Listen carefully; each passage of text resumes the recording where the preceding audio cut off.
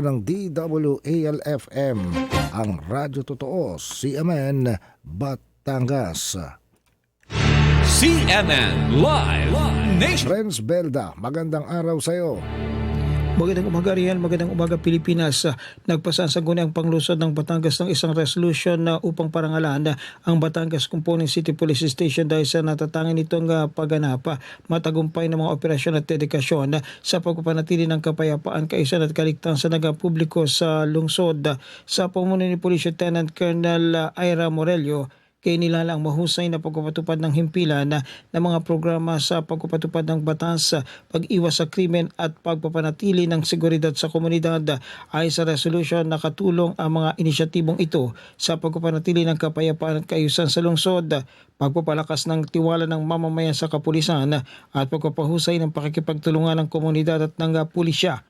Ipinapakita ng parangal ang pagkilala ng lungsod sa patuloy na pagsisikap ng Batangas Component City Police Station na magbigay ng dekalidad na serbisyo publiko at tiyakin ng isang ligtas at mapayapang pamayanan para sa mga Batanggenyo.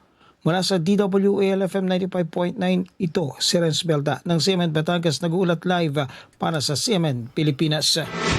CNN Live Nationwide.